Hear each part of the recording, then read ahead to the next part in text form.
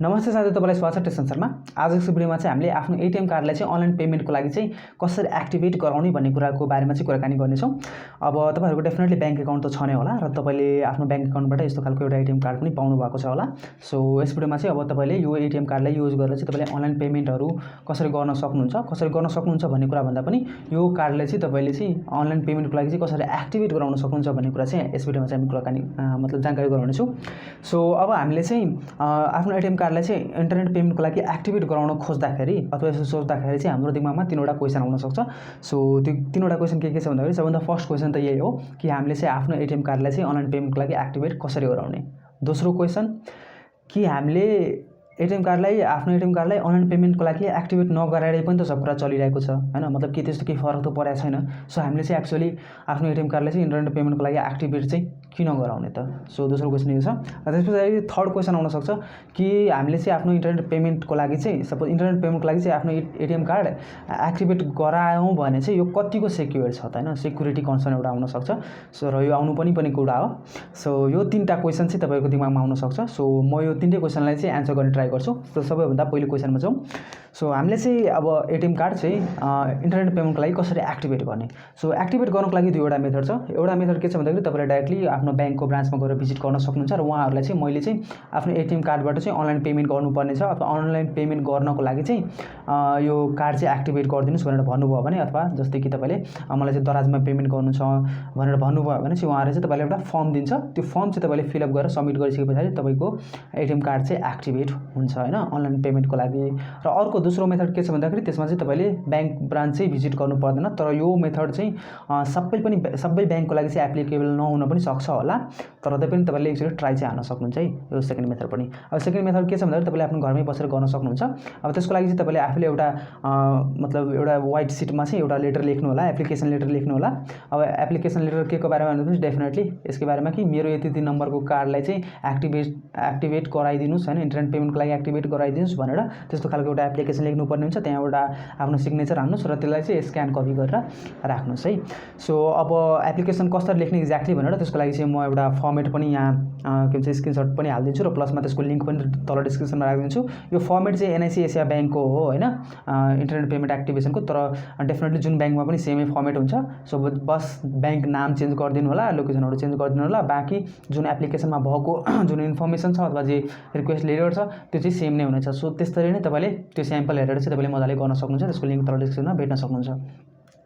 So अब त्यति गरिसकेपछि तपाईले एप्लिकेसन तपाईको रेडी भइसकेको छ, तपाईले सिग्नेचर हानिसक्नु भएको छ, स्क्यान कपी गरिसक्नु भएको छ भने अब त्यसपछि चाहिँ के गर्नुपर्छ भन्दाखेरि तपाईको जुन पनि बैंकको एटीएम कार्ड छ त्यो बैंकको वेबसाइट खोल्नुस्। वेबसाइट खोलिसकेपछि त्यहाँ चाहिँ तपाईले एउटा कन्ट्याक्ट अस भन्ने एउटा अप्सन भेट्नुहुन्छ। त्यो कन्ट्याक्ट अस भन्ने अप्सनमा क्लिक गरिसकेपछि चाहिँ तपाईले चाहिँ त्यहाँबाट चाहिँ त्यो बैंकको कार्ड डिपार्टमेन्टको नम्बर भेट्न सक्नुहुन्छ।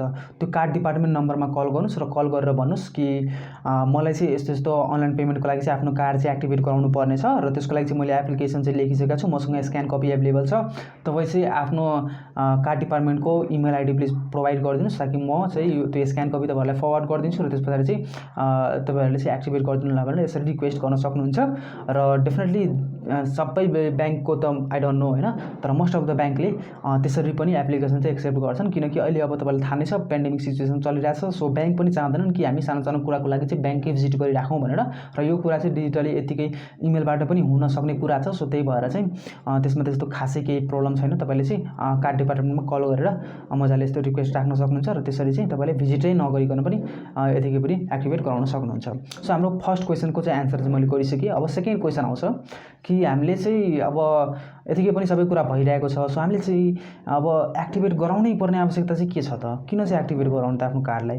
अब त्यो चाहिँ किन गराउने भन्दाखेरि चाहिँ तपाईहरुले पनि अब नोटिस गर्नु होला बिस्तारै झन् यो पेन्डेमिक सिचुएसन आएदेखि चाहिँ के भइरहेछ भन्दाखेरि बिस्तारै डिजिटल ट्रान्जेक्सन चाहिँ बढिरहेको छ हैन। मान्छेहरुले चाहिँ डिजिटल ट्रान्जेक्सनै युज गर्न प्रिफर गरिरहेको छ र प्लसमा चाहिँ यसलाई चाहिँ गभर्नमेन्ट र प्लसमा चाहिँ बिजनेसरहरुले पनि दुईटैले चाहिँ सपोर्ट गरिरहेको छ। उनीहरुले पनि युजरहरुले चाहिँ डिजिटल ट्रान्जेक्सनै गरोस् हैन, मतलब डिजिटल पेमेन्ट नै गरोस् भनेर चाहिँ इन्करेज पनि गरिरहेको छन् हैन।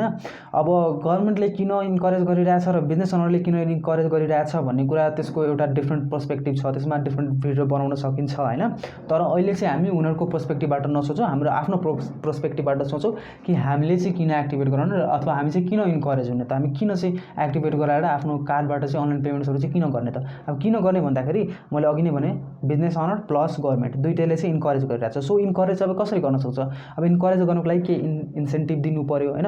अब हामीले सपोज कुनै कुरालाई पैसा तिर्दाखेरि चाहिँ हामीले जति क्यास तिर्नु परिरहेछ अब त्यति नै हामीले अनलाइनबाट पनि तिर्नु परिरहेछ भनेपछि जब केही डिफ्रेन्स नै छैन भनेपछि मान्छेले एक्सन लिन चाहँदैन नि त। हामी चाहिँ किन चाहिँ डिजिटल पेमेन्टमा जाने त, हामीले केही बेनिफिट त हुनु पऱ्यो नि। अनि बल्ल पो हामी जुन हाम्रो पुरानो के भन्छ एउटा बिहेभियर छ क्यासमा डिल गर्ने त्यो चाहिँ सिफ्ट गर्नको लागि हामीसँग केही एक्सन लिनको लागि चाहिँ केही त्यस्तो पोइन्ट त हुनु पऱ्यो नि। सो बिस्तारै चाहिँ त्यो पोइन्टहरू चाहिँ आउँदैछ कि गभर्नमेन्टको तर्फबाट पनि आउँदैछ र प्लसमा बिजनेस ओनरहरूको तर्फबाट पनि आउँदैछ। अब के छ त्यो पोइन्ट भन्दाखेरि कि हामीले अनलाइन ट्रान्जेक्सन पर्फर्म गर्दाखेरि अनलाइनै पेमेन्ट गर्दाखेरि चाहिँ हामीले केही इन्सेन्टिभ अथवा सर्टेन क्यासब्याक र डिस्काउन्टहरू त्यस्तो खालको अफरहरू चाहिँ बिजनेस ओनरहरूले चाहिँ लिएर आइरहेको छ। सो त्यस्तो केसमा यदि हाम्रो कार्ड चाहिँ हामीले एक्टिभेट गरिरहेको छौँ भनेपछि हामीले त्यो इन्सेन्टिभहरू इन्टेन्सिभ भनिरहेको छु इन्सेन्टिभहरू चाहिँ हैन चाहिँ हामीले युज गर्न पायौँ र प्लसमा चाहिँ अब त्यस्तो खालको केही अनलाइन ट्रान्जेक्सन गर्दाखेरि चाहिँ केही डिस्काउन्टहरू छ भने त्यो डिस्काउन्टहरू पनि हामीले एभाइल गर्न पायौँ।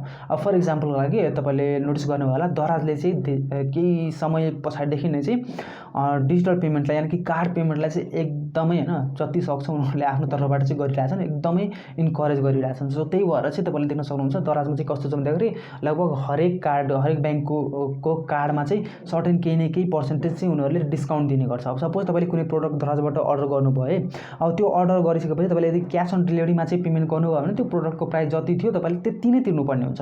तर त्यसको इन्स्टेड अफ क्यास हैन तपाईँले यदि कार्ड युज गर्नुभयो भने तपाईँले सर्टेन पर्सेन्टेज अफ डिस्काउन्ट पाउन सक्नुहुन्छ।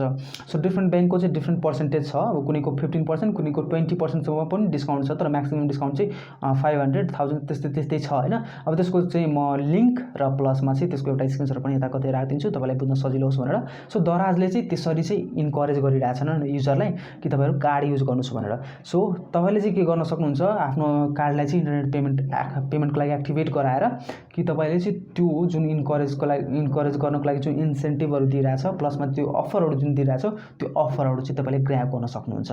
सो त्यसको लागि चाहिँ तपाईँले इन्टरनेट पेमेन्ट चाहिँ एक्टिभेट गराउनु पर्ने हो र प्लसमा तपाईँले अरू पनि बेनिफिटहरू बिस्तारै फ्युचरमा अझै बिजनेस ओनरहरूले अरू कुराहरूको लागि पनि बिस्तारै चाहिँ डेफिनेटली अझै बेनिफिटहरू आउनेछ। सो त्यही भएर चाहिँ अब गराइहाल्नु हो भने त्यस्तो खासै केही अब एक्टिभेट गराउँदैमा के बिग्रिन्छ र हैन, तर केही राम्रो चाहिँ हुनसक्छ है, केही डिस्काउन्ट चाहिँ पाउन सकिन्छ भनेपछि किन नगराउने। सो त्यसैको लागि चाहिँ हामीले चाहिँ अब तपाईँहरूसँग कार्ड छ भने डेफिनेटली इन्टरनेट पेमेन्टको लागि चाहिँ एक्टिभेट चाहिँ गराइहाल्नु होला। र अर्को कुरा हाम्रो बेनिफिटको कुरा गर्नु पर्दाखेरि चाहिँ अर्को बेनिफिट हामीलाई के पनि छ भन्दाखेरि अब एक त हामीले डिस्काउन्ट पायौँ, त्यहाँदेखि चाहिँ सपोज हामीले केही कुराको लागि पेमेन्ट गरेका छौँ, अब अर्डर मानौँ कि अनलाइन सपिङकै लागि हामीले पेमेन्ट गऱ्यौँ होइन कार्डबाट। अब कस्तो छ भन्दाखेरि अब अहिलेको सिचुएसनमा चाहिँ हामीले जति ह्युमन इन्ट्रेक्सन जति कम गर्न सक्छौँ त्यति बेटर हो नि त। सो त्यस्तो केसमा यदि हामीले क्यासमा डिल गर्नु परेन भने त्यति बेला थोरै भए पनि 1-2 स्टेप भए पनि हामीले त्यो कुरा चाहिँ अलिकति स्टेपहरू घटाउन सक्छौँ नि, किनकि हाम्रो पेमेन्ट अलरेडी भइसकेको हुन्छ भने हामीले प्याकेज मात्र कलेक्ट गर्नुपर्ने हुन्छ। अब हामीले क्यास निकालेर क्यास दिएर फेरि त्यहाँबाट चेन्ज लिने कुराहरू त्यो इन्ट्रेक्सन चाहिँ अलिकति कम हुन्छ नि त। सो त्यसको लागि पनि चाहिँ हामीले यो कुरामा अलिकति ध्यान दिनु चाहिँ पर्ने हो। सो सेकेन्ड क्वेसन पनि लगभग मैले एड्रेस गर्न नै सकेँ। अब थर्ड क्वेसनमा जाउँ, सेक्युरिटीको कुरामा हैन।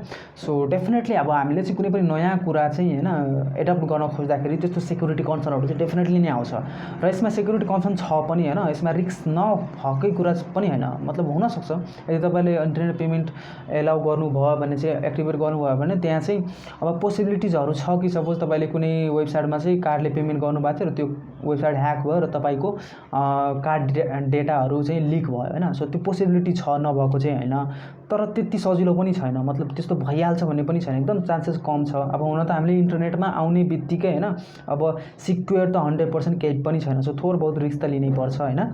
सो त्यसको लागि चाहिँ त्यत्रो ठुलो सेक्युरिटी कन्सर्न चाहिँ छैन, तपाईँहरूले युज गर्न सक्नुहुन्छ। सो म चाहिँ त्यही भन्छु।